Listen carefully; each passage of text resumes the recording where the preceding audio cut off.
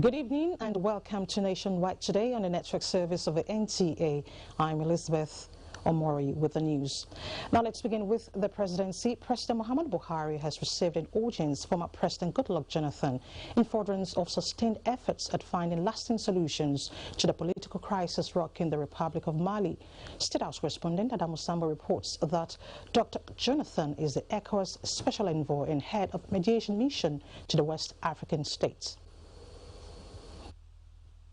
This is the second time in 1 month President Muhammadu Buhari is formally engaging his immediate predecessor, Dr. Goodluck Jonathan, on the political situation in Mali. The meeting is described as corollary to efforts by ECOWAS leaders towards restoring stability to the West African nation.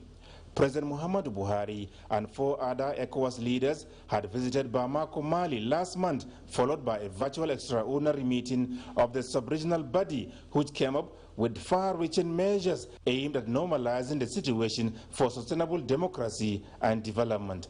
Former President Jonathan, who was in Mali last week, recounted to President Muhammadu Buhari his meetings with the stakeholders and other important personalities critical to peace and cohesion in the country, amongst them political and religious leaders, as well as ambassadors of the United States, France, Russia, Germany, and the European Union. The main opposition group, M5, he however said, continued to insist on the resignation of President Ibrahim Boubacar Keïta, a position that will not be acceptable by either ECOWAS or any international organization, including the African Union and the United Nations. Former President Jonathan, however, said the Constitutional Court had been reconstituted and inaugurated while vacancies in the Supreme Court had been filled, thus sorting out the judicial arm of government.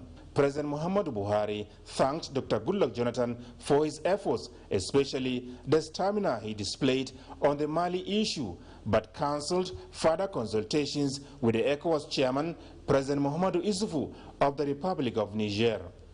From the State House, Adamu Sambo, NTA News.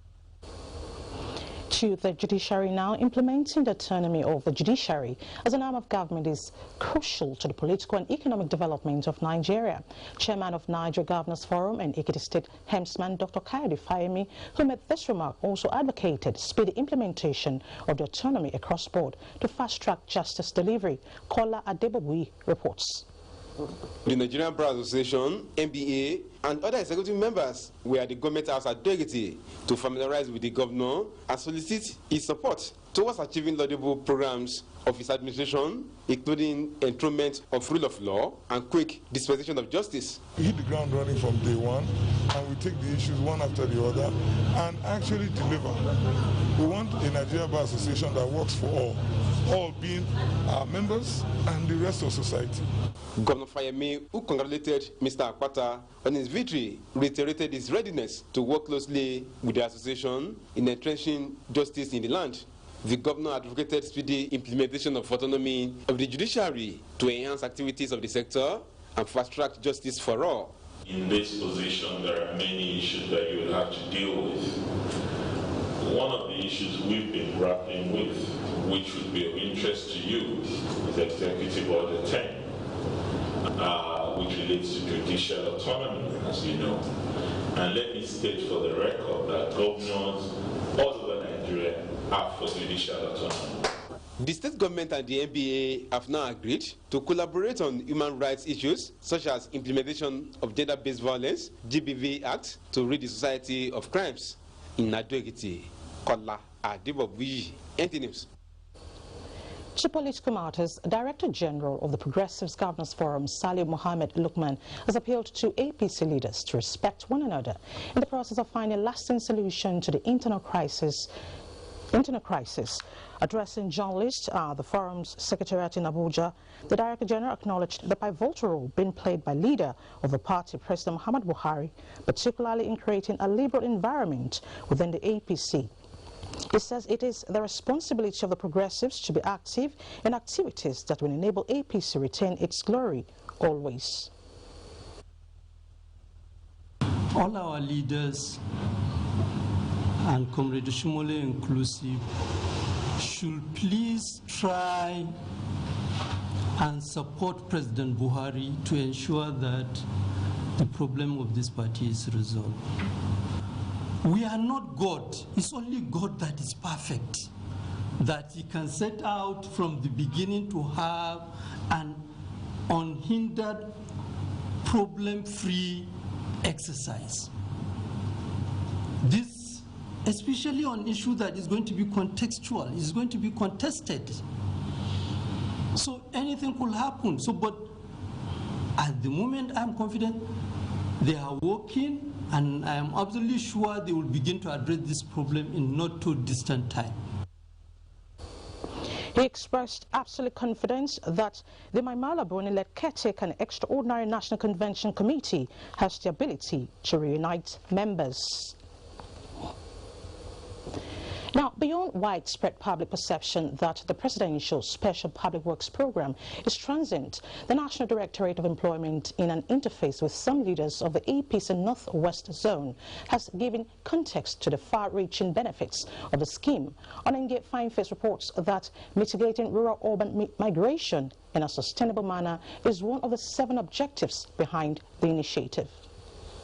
When members and leaders of the All Progressives Congress APC converge, politics and leadership are likely items on the menu.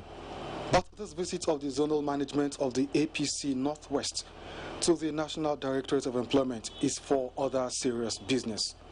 Politics aside, it's a form of campaign, not for votes, but jobs. The government cannot accommodate everybody when it comes to issue of employment.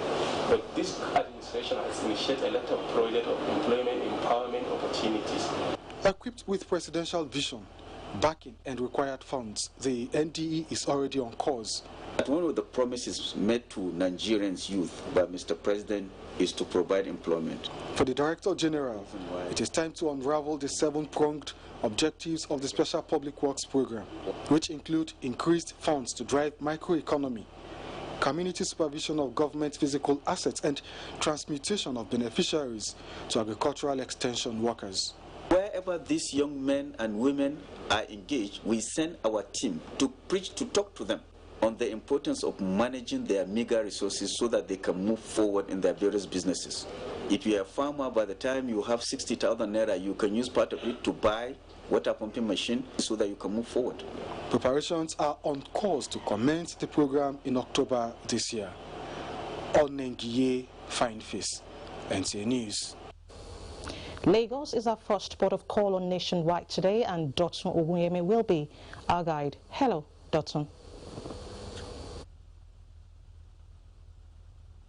Thank you, Elizabeth.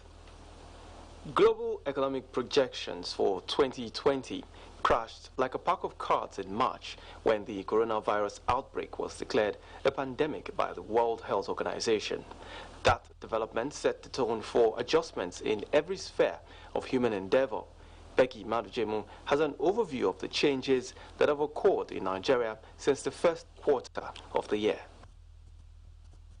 When the COVID-19 pandemic first stepped into Nigeria in February, it was received like an uninvited guest who had come to wreak havoc on lives, given the level of calamity it brought upon China, the epicenter, and other countries initially affected. Fear pervaded the country, and precautionary measures were put in place, even as information about the deadly disease was still sketchy. Individuals were immediately taught how to protect themselves against getting infected. The Nigeria Center for Disease Control rose up to the challenge of managing the situation. Health personnel were equipped for the task ahead. The federal government had to make the drastic decision of shutting down the nation, announcing a total lockdown of the economy. No one was allowed to travel. Nigeria stayed indoors. The COVID-19 pandemic had humbled ambitions and aspirations. While in seclusion, people learned new habits bordering on hygiene. Lifestyle was all about boosting personal immunity, and attitude meant adhering to strict COVID-19 protocols for safety. To eradicate coronavirus itself, we should do more of washing of our hands, keeping of social distancing, using our face masks. On a broader scale, isolation centers sprang up across the country. The federal government ramped up testing in all local governments. New cases emerged daily. Much as there were recoveries, deaths occurred. With the increasing number of confirmed cases and deaths, Nigerians have stayed committed to keeping the deadly virus at bay. Wearing of face masks in public remains compulsory. And with the eased lockdown, most sectors have reopened.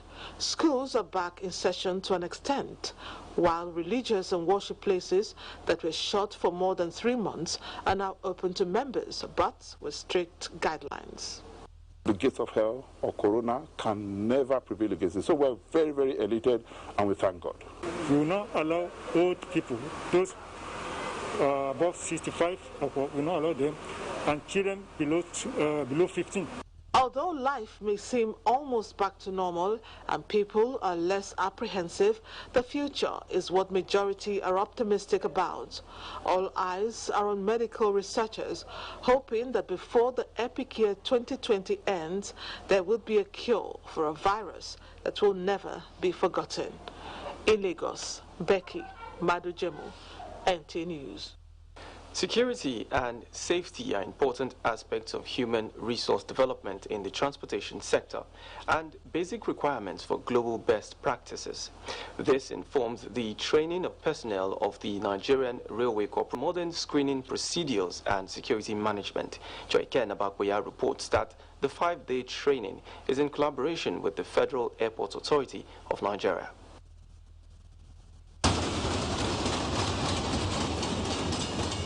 Through the years, securing lives and property has been a priority of government. New strategies and modern facilities are frequently employed for these objectives. Elizabeth and Samuel are both People Human Resource Officers of the Nigerian Railway Corporation. Their operation before now was just a daily routine, but with this training, safety and security cannot be compromised. We've learned a lot on how to use these things, how to identify threats, materials or items, explosives, weapons and all. Proper security consciousness or awareness, they say security is everybody's business. The Managing Director, Nigerian Railway Corporation, stated that the training is necessary to strengthen public confidence in rail travel. Before now, we don't have something like walk-through scanner in our stations. We don't have luggage scanners, so we're not introducing them. So because the rate of insecurity has heightened, we need to be up to date. We are adding value to what they already know, and in many aspects, and we've introduced them to the basics, and equally have gone further to teach them some of the rudiments of safety, security, and facilitation. The synergy between the Nigerian Railway Corporation and the Federal Airport Authority of Nigeria on Capacity Building and Human Development Initiative began in 2017. In Lagos, Joyken Abakboya, NTA News. Achieving proper food security, safety and sufficiency in Nigeria require the use of modern scientific techniques, including genetic engineering, to improve plants, animal and microorganisms for human consumption. Environment experts outlined these at an open forum on the role of editors in communicating biotechnology in Nigeria, which held in Lagos. Nigeria is a country with more than 200 million people with daily food demands. Available literature, however, reveals that while the population is growing at a geometric rate, food production is growing at arithmetic rate. Therefore, the need for adequate and systematic approach towards bridging the food supply gap is essential. To this end, policies and programs that will mitigate the effect of climate change on agriculture, as well as encourage food safety and mass production to match the growing population, is recommended. We have a lot of research institutes across the country. We have people who are working, and the products, we're supposed to enjoy those products to a large extent. This forum seeks to address challenges associated with climate change and profile solutions in the agricultural sector and food processing in the country. We owe Nigeria that responsibility to make sure that any genetically modified organism, before it is released, either for commercial purpose or into the environment for planting, risk assessment is carried out, and we also ensure that these processes go through due diligence and the products are safe to the environment. Climate change is the utmost ecological menace that harmfully affects the yield of crops and animals. The primary causes of climate change is the accumulation of greenhouse gases in the atmosphere, resulting to increased greenhouse effects. However, experts advise Nigerians to embrace the use of genetic modification technology to mitigate the effects of climate change for enhanced agricultural productivity in the country. In Lagos, Joy Ken Abapoya, NTA News. And that's it from here. It's now back to Elizabeth in Abuja for more on Nationwide. Thank you so much, Dotun. The Buhari Media Organization has acknowledged the series of positive steps being taken by President Muhammadu Buhari in recent weeks through the Central Bank of Nigeria to stem the negative impact of COVID-19 on local businesses. The organization, in a statement, says their moves have been targeted at making life easier for Nigerians during the pandemic, as well as prepare the citizens for economic boom post-COVID-19. It is specifically cited the economic stimulus package of 3.5 trillion, which government plans to disburse through the CBN as part of efforts to provide what it calls low-cost liquidity to businesses and households as the economy gradually reopens. The BMA pointed out that as at mid-August, CBN has succeeded in disbursing over 152.9 billion naira to the 1 trillion naira targeted support for the manufacturing sector, while out of the 100 billion healthcare support funds, 26.278 billion naira has been disbursed to fund 20 projects. The statement says apart from the disbursement of 41.41 billion naira to 11,613 beneficiaries under the Agribusiness Small and Medium Enterprise Investment Scheme, these facilities were given at a concessionary interest rate of 5% with a view to arresting the negative impact of COVID-19, including job losses and other losses that businesses may have incurred due to the lockdown. The group also reassured Nigerians of President Buhari's readiness to revitalize and recapitalize on the global COVID-19 crisis to build a more resilient economy. Meanwhile, a civil society organization with the name Vanguard for the Protection of Rights of Citizens in Nigeria wants the Niger Delta Development Commission, NDDC, to be reverted to the direct control of the presidency. The group staged a peaceful protest at entrance of the National Assembly to drive home their demands. Kenneth Nani reports. It is not unusual to see this kind of crowd or group of people besieging the entrance of the National Assembly in support of one good cause or in protest against any perceived injustice. For this group, they believe the National Assembly is the nucleus of democracy and their demand will receive the required attention, of which they have also inscripted on the lines in their placards. The group in its demands believe that the return of the commission to the presidency will curb corruption in the system and bring about desired development in the region, while culprits are brought to justice. The monies that are being sent, into the pipe of the Niger Delta is so bogus that we cannot, keep looking while this money is going down the drain. That's what we're asking the federal government to revert it back. It was better then than what we're seeing today. We are not saying no, just return it to the presidency and that's all. Whoever that solely is earning corruption should be dealt with appropriately and accordingly. The human rights group is also supporting the probe of the commission by the National Assembly and says it has submitted its letter of demand to President Muhammadu Buhari through the office of the Secretary to the Government of the Federation. Kenneth Nanim, NTA News. Let's shift attention to the creative industry. Information and Culture Minister Lai Mohammed has inaugurated a 5-man implementation committee post-COVID-19 for the creative industry. Anthony Forson tells us more. The five-man committee has the Director General, National Council for Arts and Culture, Otumba Olusegun as chairman.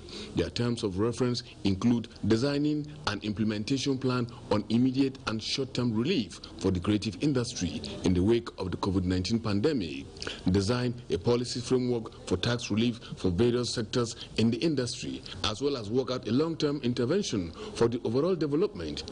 Inaugurating the committee, Information and Culture Minister Lai Mohammed said the report, which they are about to come up with its implementation modalities, is a comprehensive document. We have indeed studied the report, and I can tell you that it is nothing short of phenomenal.